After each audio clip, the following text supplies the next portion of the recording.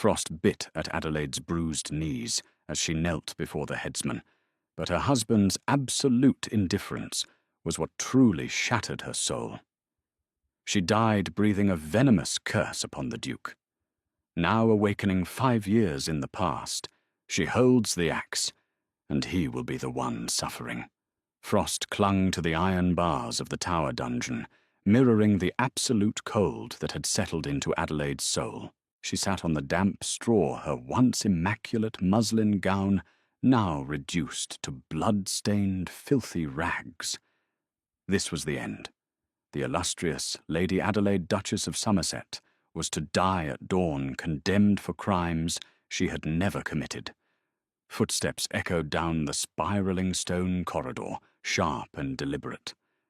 Adelaide did not need to look up to know who it was. The rhythmic strike of a silver-tipped cane against the cobblestone belonged to only one man, Alistair Hastings, the Duke of Somerset. Her husband, the man she had loved with a blinding, pathetic devotion since she was 19 years old. Alistair stopped before the iron grating. He was breathtakingly handsome, a man carved from marble and shadow, with aristocratic features and piercing sapphire eyes that currently held the warmth of a frozen lake. He did not look at her with pity, nor with the agonizing sorrow of a husband losing his wife. He looked at her as one might look at a diseased animal needing to be put down. "Have you come to extract a false confession, Your Grace?" Adelaide's voice was a ragged whisper, her throat raw from days of screaming her innocence to deaf ears. "I have come to offer you a final mercy." Alistair replied, his voice a smooth, resonant baritone that sent a familiar, tragic shiver down her spine. "Sign the confession. Admit to the poisoning of my brother Nathaniel and your treasonous correspondence with the French crown. If you do, I shall ensure the executioner's blade is sharp and your death swift. Refuse, and the process will be prolonged." Adelaide let out a hollow, broken laugh. The sound was so devoid of sanity that Alistair's jaw tightened. "A mercy," she repeated, dragging herself up by the bars. Her bruised, emaciated face was inches from his pristine cravat. "I spent 4 years worshipping the ground you walked upon. I endured the whispers of your court, the endless cruelties of your isolation, and the poison of your favoured circles. And yet you believe the forged letters of Lord Percival Stanton over the word of your own wife. The evidence is irrefutable." Alistair stated his expression completely guarded. "Your half-sister Vivian wept as she testified against you. She found the vial of arsenic hidden beneath your vanity. Do not drag her name into your dissent, Adelaide. It is undignified. Vivian." The name tasted like ash in Adelaide's mouth. Her sweet, frail half-sister, who had always coveted everything Adelaide possessed.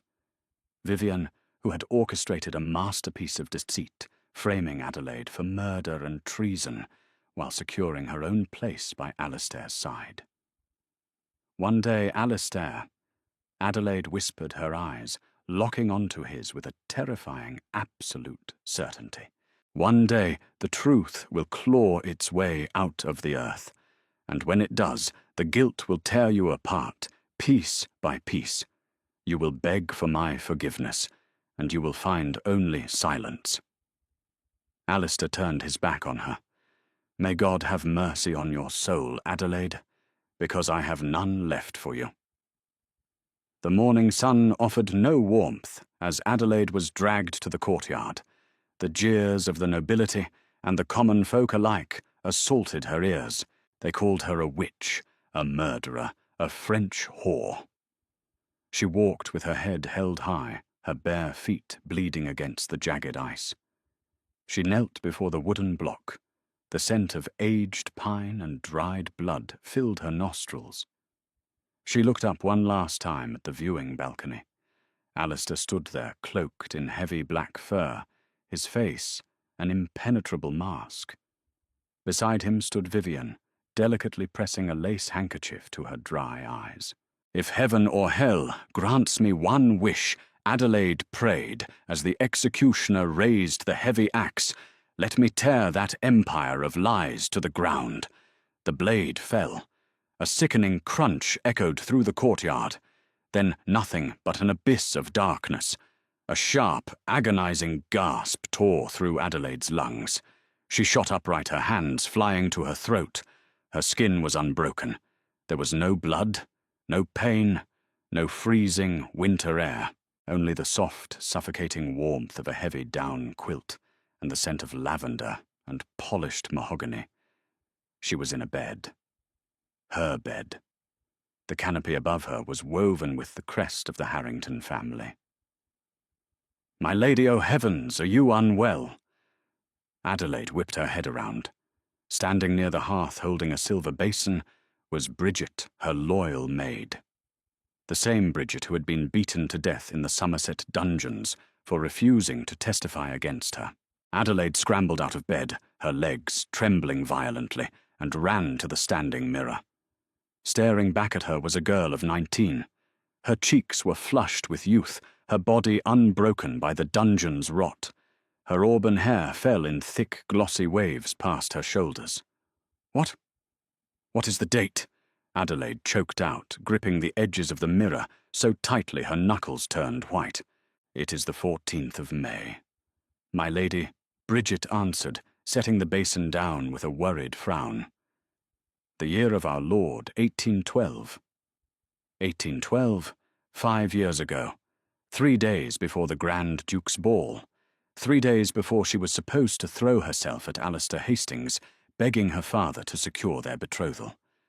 Adelaide sank to her knees, a hysterical, breathless laugh escaping her lips. The heavens had not just given her a wish, they had given her a canvas. The execution, the betrayal, the agony of the cold iron, it was all a memory of a future that had not yet come to pass. The desperate, love-sick girl who had idolized the Duke of Somerset had died under the executioner's blade. The woman who inhabited this body now was a ghost forged in the fires of betrayal. "Get up, my lady, please," Bridget coaxed, rushing over. "You must prepare. Lady Vivian is waiting for you in the drawing-room for morning tea." Adelaide's laughter stopped abruptly. Her eyes, once soft and trusting, hardened into chips of amber glass. Vivian. "Draw me a bath, Bridget." Adelaide commanded her voice, dropping an octave, possessing a cold authority that made the maid blink in surprise. "And fetch the darkest riding habit I own. I am no longer wearing pastels." When Adelaide descended the grand staircase, the atmosphere in the manor felt entirely different. She walked with the poised, lethal grace of a predator. In the sunlit drawing-room, Vivian sat perched on a velvet settee, looking like a fragile porcelain doll in her ruffled pink gown. When Adelaide entered, Vivian offered a perfectly practiced, innocent smile. "Good morning, sister," Vivian chirped. "I was just telling father about the upcoming ball. You must be so anxious, I know how desperately you wish for the Duke of Somerset to notice you. Perhaps if you wear the yellow silk, it will draw his eye." In her past life, Adelaide had eagerly taken the advice. The yellow silk had been garish, a deliberate ploy by Vivian to make Adelaide look foolish and desperate in front of the elegant Duke. Adelaide did not sit. She stood near the roaring fireplace, looking down at Vivian with an expression of profound, unsettling boredom. "I have no interest in the Duke of Somerset, Vivian," Adelaide said smoothly. Vivian's smile faltered her brow, furrowing in genuine confusion. "But, Adelaide, you speak of him constantly. You spent hours embroidering that handkerchief for him." "A child's fleeting infatuation," Adelaide replied, turning to stare into the flames. "I burned the handkerchief this morning. As for the ball, I will wear midnight blue. And I would advise you to mind your own wardrobe, Vivian. That shade of pink makes you look terribly washed out. It highlights the sallowness of your complexion." Vivian gasped, her hands flying to her cheeks. She looked as though she had been slapped.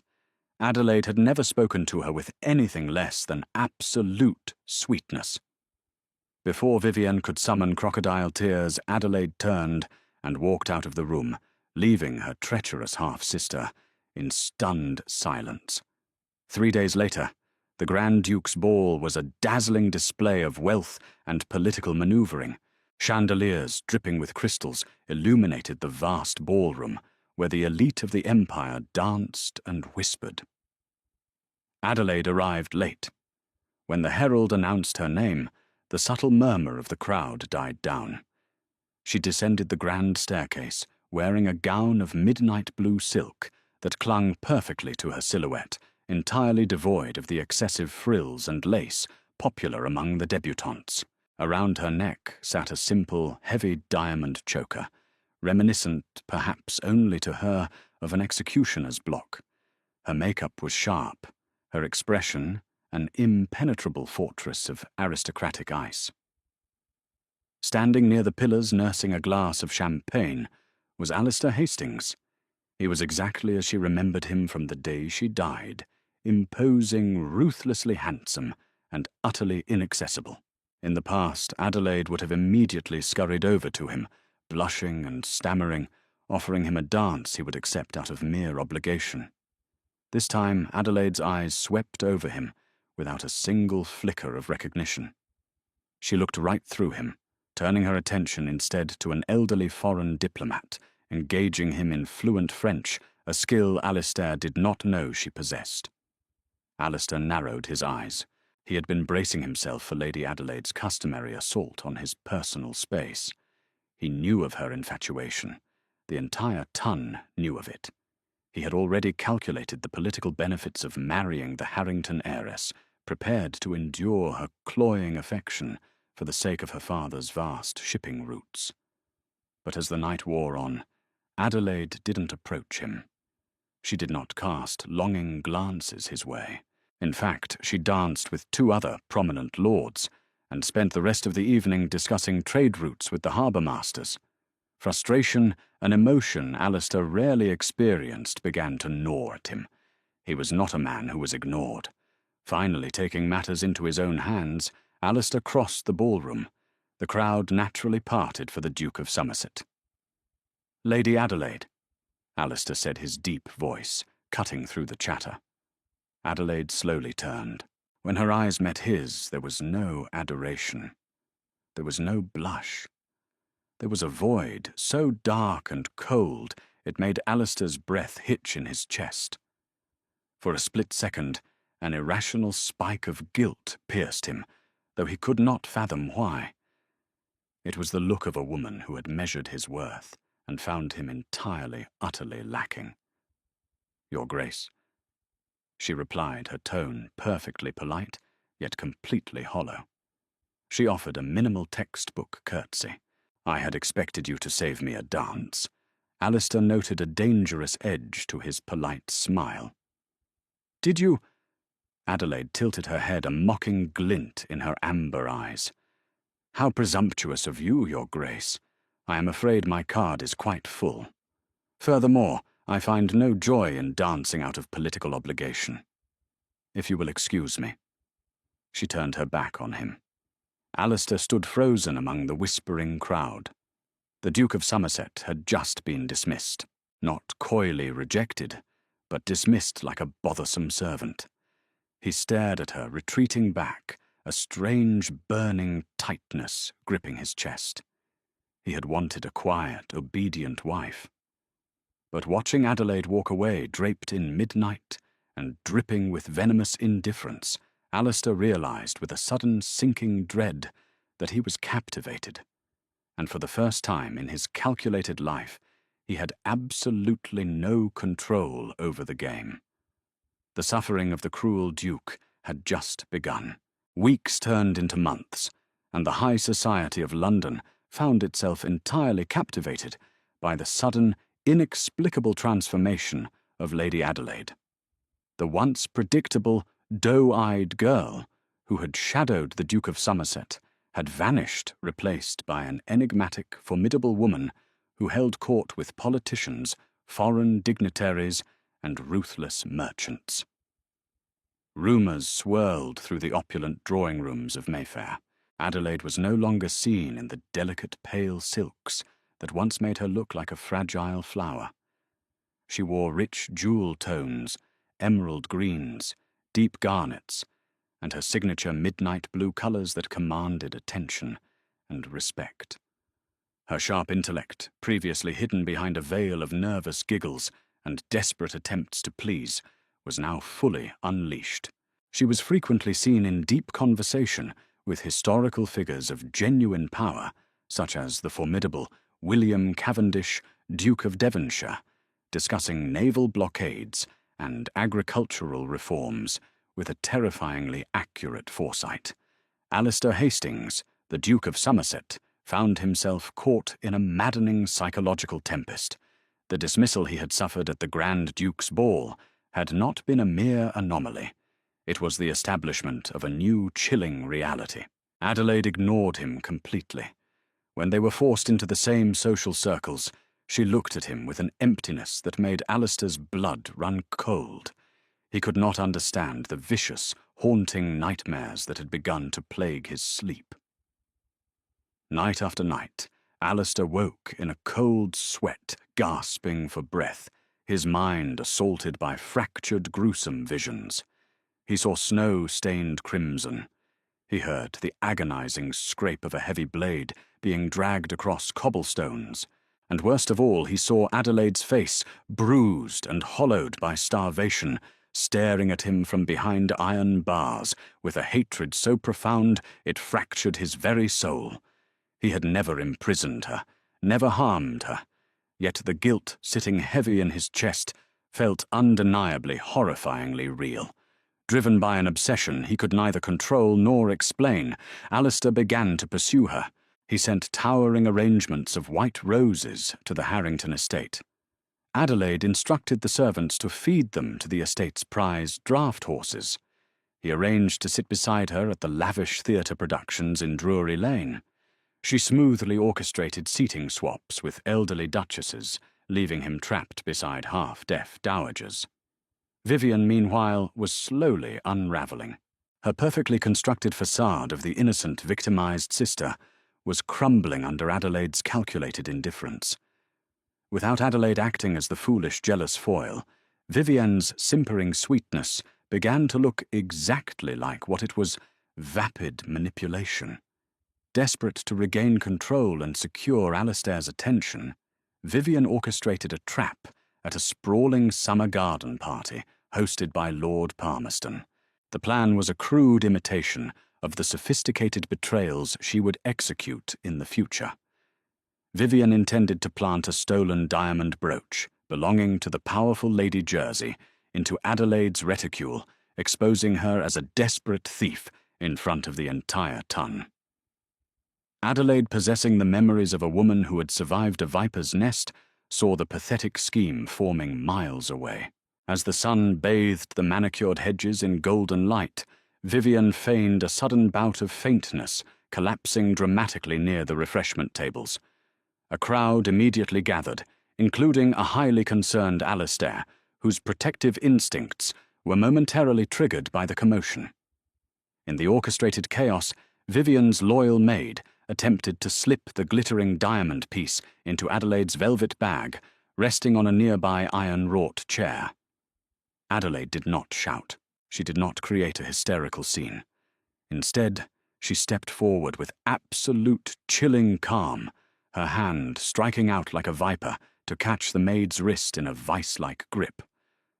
"I believe." Adelaide's voice rang out crystal clear and commanding enough to silence the surrounding murmurs, "that this does not belong to me." She wrenched the maid's hand upward, forcing the stolen brooch to fall onto the gravel path with a sharp clatter. Gasps erupted from the gathered nobility. Lady Jersey, recognizing her priceless heirloom, pushed through the crowd, her face flushed with outrage. "Adelaide, what have you done?" Vivian cried out from her swooning position on the grass, attempting to immediately shift the narrative.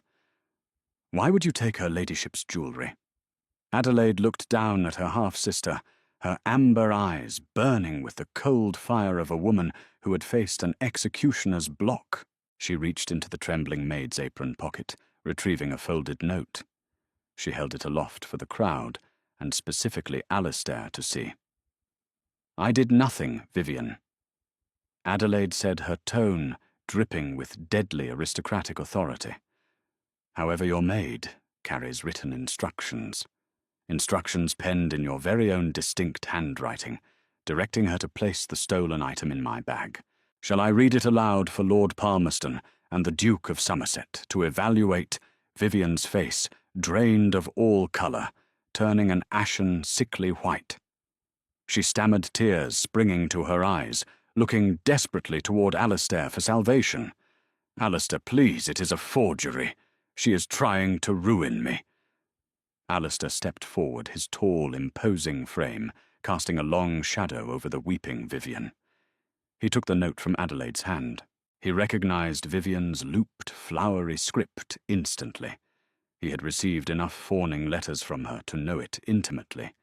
He looked at Vivian weeping pathetically on the grass, and then at Adelaide, who stood tall, unbothered, and utterly magnificent in her absolute truth.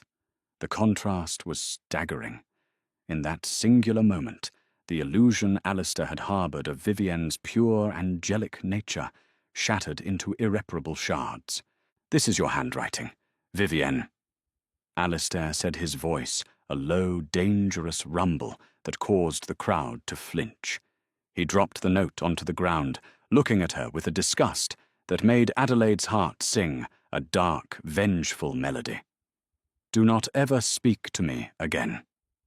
As Vivian dissolved into hysterical, genuine sobs, publicly ruined and socially exiled, Alistair turned his gaze back to Adelaide. He expected triumph, perhaps a smug smile. Instead, she offered him nothing but a polite, dismissive nod before turning and walking away, leaving him drowning in the realization that he was deeply, irrecoverably in love with a woman who despised him. The winter of 1813 brought heavy, suffocating snows that blanketed London in a shroud of white ice.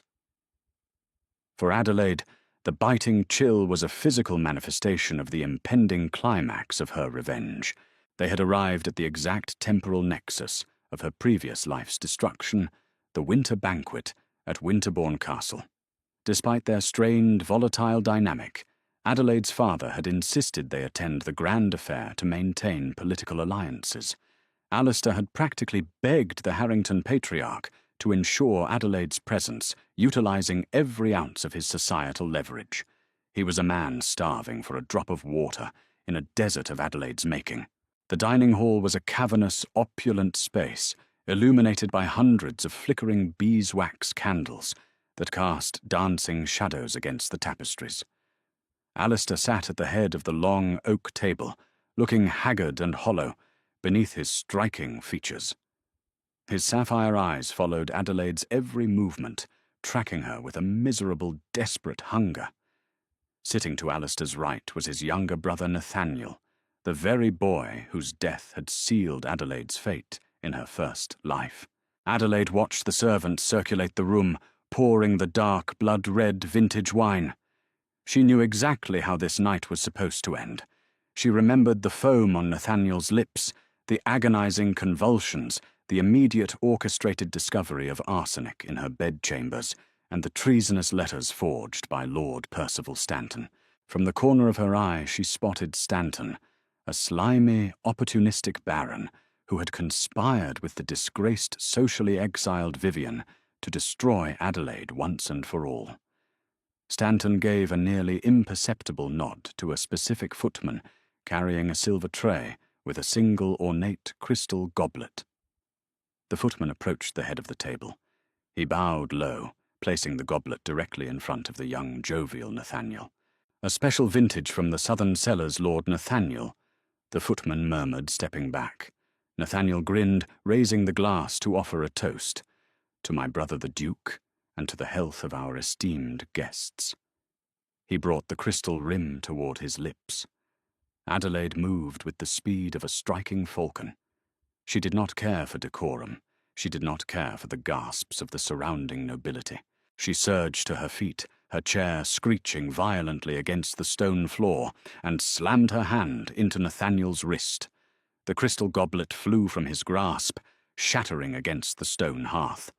The dark wine hissed as it hit the roaring fire, giving off a strangely sweet, sickening odor of burnt almonds. "Adelaide!" Alistair roared, leaping to his feet, his protective instincts surging as he pulled his bewildered brother back from the splash zone. What is the meaning of this madness? Adelaide stood breathing heavily, her chest heaving against her bodice, staring at the sizzling puddle of wine.